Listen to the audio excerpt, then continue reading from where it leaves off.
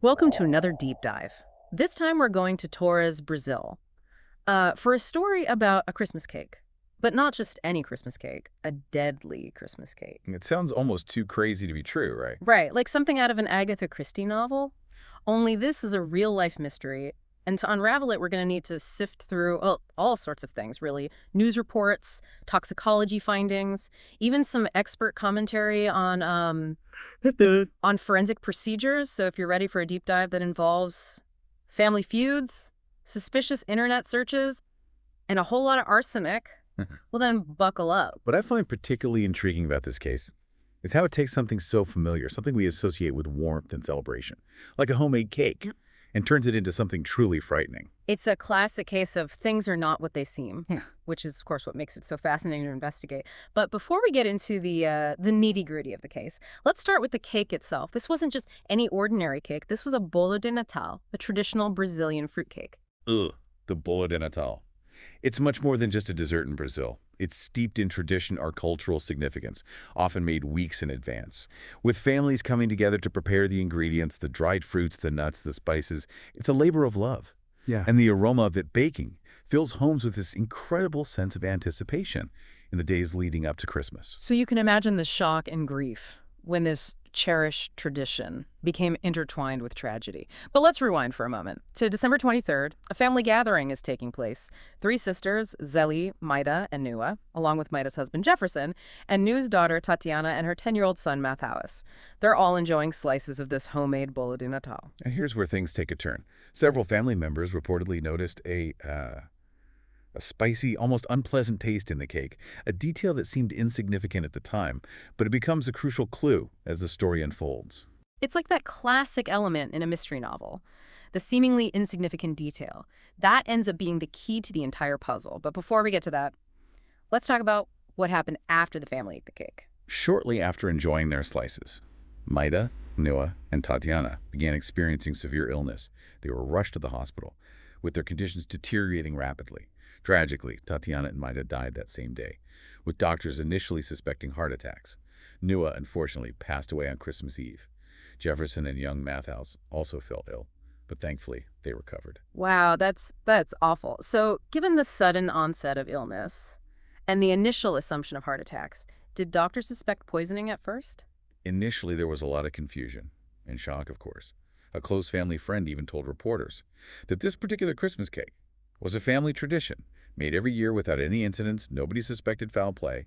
But then the toxicology reports came back, and everything changed. And what did those reports reveal? High concentrations of arsenic were found in the victims' bodies, turning a tragic event into a potential homicide investigation. Okay, so arsenic is our culprit here. Now, for those of us who aren't chemists, can you break down what exactly arsenic is and why it's so dangerous? Of course.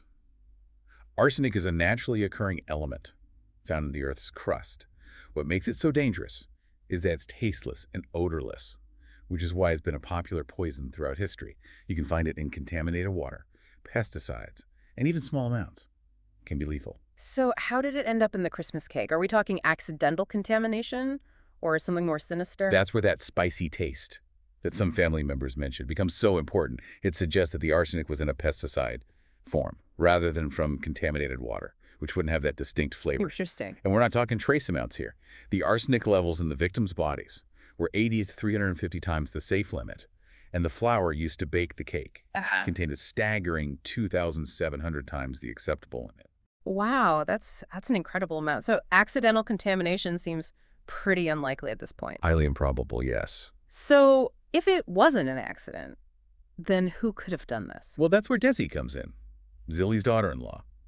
The investigation quickly zeroed in on her after it was discovered that she had been researching arsenic-related terms online in the days leading up to the Christmas gathering. That certainly raises some red flags, but simply searching for something online doesn't automatically make someone guilty, right? Of course not. Yeah. And proving a poisoning case is incredibly complex. You need to establish a clear link between the suspect, the poison itself, and the victim. It's not like finding a weapon at a crime scene. Right. So did Deise have access to arsenic-laced flour? Was there any physical evidence connecting her to the ingredients? These were the questions investigators needed to answer. Sounds like a tough case to crack. It certainly was. And to make things even more complicated, there was a long-standing family feud between Deise and her in-laws, a rift spanning 2 decades. Do we know anything about this feud? And could it have provided a motive? Well, the specifics haven't been made public, Mm. but a conflict that has lasted for 20 years certainly suggests some deep-seated resentment. Yeah, for sure. So we have a potential suspect with a history of conflict and suspicious online activity. But before we jump to conclusions, a major twist emerges. Just a few months before the Christmas tragedy, Zaley's husband, Paulo, died unexpectedly. The cause of death at the time was listed as food poisoning. Given the arsenic discovery, this seemingly unrelated death suddenly became very interesting to investigators, and they decided to exhume Paulo's body for further testing, hoping to find a connection to the poisoned cake incident. Exhuming a body is a complex procedure. There are a lot of challenges involved, especially if the body was embalmed. Certain toxins can be difficult to detect, and decomposition over time complicates the analysis. So there's a chance that the initial testing on Paulo's body might have missed the arsenic. It's certainly possible. Forensic investigations are intricate, and sometimes crucial evidence can be overlooked, especially when dealing with a substance as subtle as arsenic. So the results of this exhumation could be a real game changer in this case. Absolutely. This is already so much to unpack, and we've only just scratched the surface. We've got the tragic deaths, the shocking arsenic discovery, and the emergence of our prime suspect. But there's still so much more to uncover. So in part 2 of this deep dive, we'll delve deeper into the investigation. We'll explore the results of Paulo's exhumation, and we'll examine just how challenging it can be to prove a poisoning case. Stay tuned. Welcome back to our deep dive into this Christmas cake mystery. In part 1, we left off with the exhumation of Paulo's body, a potential game changer in the investigation. So what did the forensic analysis reveal? Well, the tests on Paulo's body did confirm the presence of arsenic. Now, determining the exact levels is difficult due to the time that's passed and the embalming process. But this discovery really shifts the investigation. It does, doesn't it? So does this mean that Paulo's death is now being treated as a homicide? While the investigation is ongoing, it's highly likely that Paulo's death will be reclassified as a homicide.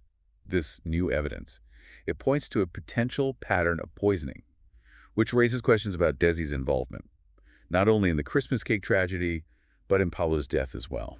This is turning into quite the complex web. So what happens next in the investigation? What are the key pieces that investigators are still trying to fit together? I think one of the most crucial aspects is going to be establishing a clear timeline. When exactly did Deise acquire the arsenic? Was it before Paulo's death or after? Figuring out this timeline could reveal a potential motive and whether there was premeditation involved. That makes sense. Motive is often a key factor in these cases. So what are some of the potential motives that investigators might be exploring in this case? Well, you have the long-standing family feud. That's definitely a significant piece of the puzzle. Now, while the specific details of the feud haven't been publicly disclosed, a 20-year rift suggests a deep-seated resentment. That could lead to harmful intentions. Absolutely. Investigators will be delving into the history of this feud, interviewing family members, searching for any evidence that might shed light on Daise's possible reasons for wanting to harm her in-laws. Beyond the family feud, though, are there any other possible motives that investigators might be considering? Well, financial gain is always a possibility. Investigators might be looking into whether Deise stood to inherit anything from Paulo's death, or if there were any insurance policies or property disputes that could have benefited her financially. These are all avenues that could reveal a financial incentive. It's striking how something as ordinary as a family gathering and a holiday tradition can take such a dark turn. This case really is a stark reminder that even within families, secrets and resentments can fester, sometimes with devastating consequences. Yeah, it really highlights the complexities of human relationships and how unchecked anger and resentment can have tragic outcomes. It forces us to confront the darker side of human nature and the potential for violence that can erupt, really, in the most unexpected places. It's a sobering thought. As we continue to unravel this Christmas cake mystery, it's clear that there are still many unanswered questions. What are some of the biggest challenges facing investigators in proving a poisoning case like this? Poisoning cases, they're uniquely difficult to prove. Unlike other forms of homicide, the act itself is often concealed, happening long before any symptoms appear. Oh, I see. This creates a significant challenge for investigators because they're essentially working backwards, trying to piece together events that occurred days, weeks, even months before the victim's death. So it's a race against time to establish that crucial link Exactly. between the poison, the victim, and the perpetrator. Precisely. And in cases like this, where there might be a delayed reaction to the poison, it becomes even more challenging to pinpoint the exact time and method of administration. Investigators need to analyze every detail from the victim's last meal to their interactions with potential suspects to build a compelling case.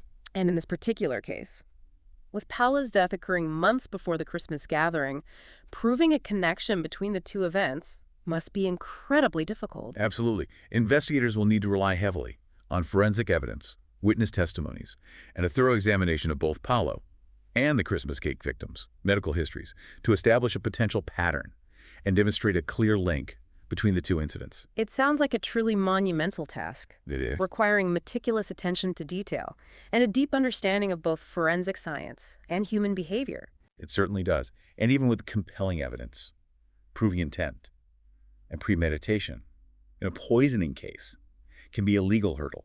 Prosecutors need to demonstrate that the perpetrator not only administered the poison, but did so with a specific intention of causing harm or death. This is a fascinating and disturbing glimpse into the world of criminal investigation, the challenges involved in bringing perpetrators of these crimes to justice. Indeed. And while the focus is often on the investigation and the pursuit of justice, it's crucial to remember the human cost of these tragedies. The surviving family members are left to grapple with the loss of their loved ones and the shocking betrayal that occurred within their own family circle. That brings us to an important point. How might this tragedy impact the surviving family members in terms of their grief and their relationships with each other?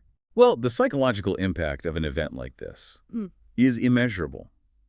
Not only are they dealing with the sudden and traumatic loss of their loved ones, but they're also grappling with the realization that someone they trusted, someone within their own family, could be responsible for this unimaginable act. It's a violation of trust on such a profound level. It is. It must shake their sense of security and make it difficult to know who to trust, even within their own family. Absolutely. The surviving family members are likely experiencing a mix of emotions: grief, anger, confusion, guilt, even a sense of betrayal. They might struggle to reconcile the loving memories they have of their lost loved ones with the horrifying circumstances of their deaths. It's heartbreaking to think about the emotional turmoil they must be going through. It's a stark reminder that the ripple effects of such a crime extend far beyond the immediate victims, impacting entire families and communities. And these impacts can be long-lasting. The surviving family members may experience complicated grief, post-traumatic stress disorder, strained relationships, as they try to navigate this new reality. This case, while centered around a crime, really shines a light on the importance of mental health and the need for support systems for those who've experienced trauma. You're absolutely right. Providing resources and support for the surviving family members is crucial in helping them cope with the emotional fallout of this tragedy and begin the long and difficult process of healing. As we move into the final part of our deep dive, we'll delve further into the broader implications of this case. We'll explore the challenges of preventing such tragedies, the importance of recognizing the signs of potentially toxic relationships, and the resources available for those who might be experiencing similar situations. Stay with us as we continue to unravel this complex and heartbreaking case. Welcome back to the final part of our deep dive into the Christmas cake mystery. We've covered the tragic deaths, the shocking discovery of arsenic, and the complexities of the investigation. But now, let's shift our focus to the bigger picture. What can we learn from this case, and how can we apply those lessons to our own lives? Well, this case really underscores the importance of vigilance. Even within our closest circles, we often associate holidays and family gatherings with warmth and safety. But the story reminds us that darkness can lurk in the most unexpected places. It's a heartbreaking reminder that we're not always as safe as we think we are, even with those we love and trust the most. This case really raises questions about the hidden dynamics within families, in the subtle ways that resentment and anger can fester beneath the surface. Yeah, and it highlights the importance of recognizing the often overlooked signs of toxic relationships. Domestic violence, in particular, can manifest in many forms, not just physical abuse, emotional abuse, manipulation, controlling behavior, even financial exploitation can be just as damaging. So how can we be more attuned to those red flags? What are some specific behaviors that we should be paying attention to, not just in our own families, but also in the relationships of our friends and loved ones? One key indicator is a pattern of controlling behavior. Does one person in the relationship constantly try to isolate the other from friends and family? Do they monitor their phone calls, emails, social media activity? Do they belittle their partner's accomplishments or constantly criticize their appearance? These are all signs that something might be amiss. It's so easy to dismiss those behaviors as personality quirks or to tell ourselves it's none of our business. But recognizing these red flags early on can be crucial in preventing a situation from escalating into something more serious. Absolutely. Another red flag is a history of threats or violence. Even if it seems minor, has one person ever threatened to hurt the other or themselves? Have there been any instances of pushing, shoving, or destroying property? These are all warning signs that should never be ignored. This case is a tragic example of how unchecked anger and resentment can have devastating consequences. What resources are available for people who are experiencing domestic violence or who are concerned about someone they know? There are many organizations dedicated to supporting victims of domestic violence. The National Domestic Violence Hotline is a fantastic resource, offering confidential support and referrals to local shelters and services. They also have a wealth of information online about recognizing the signs of abuse and creating a safety plan. It's so important to remember that no one deserves to live in fear or be subjected to abuse. Reaching out for help is a sign of strength, not weakness. If you or someone you know is experiencing domestic violence, please know that you're not alone and help is available. This case also emphasizes the importance of holding perpetrators accountable for their actions. Domestic violence is a crime, and it needs to be treated as such. Reporting abuse to the authorities can help protect victims and prevent future harm. This has been a heavy, yet incredibly important deep dive. We started with a seemingly innocent tradition of a family Christmas cake and uncovered a chilling tale of poisoning, betrayal, and the devastating consequences of domestic violence. Yeah, and what's particularly unsettling is how this case shatters our assumptions about safety and trust. Even within the supposed sanctuary of family, it forces us to look beyond the surface, to recognize the subtle signs of abuse, and to speak up for those who may be suffering in silence. So what does all of this mean for us? It's a call to action, a call to be more vigilant, more aware, and more compassionate, to reach out to those who may be struggling, to support organizations that combat domestic violence, and to work toward creating a world where everyone feels safe and respected in their own homes. Those are powerful words and a powerful message to end on. We encourage you to continue exploring this topic, engage in meaningful conversations With your loved ones. and support organizations working to end domestic violence. Hey, dude, for joining us on this deep dive.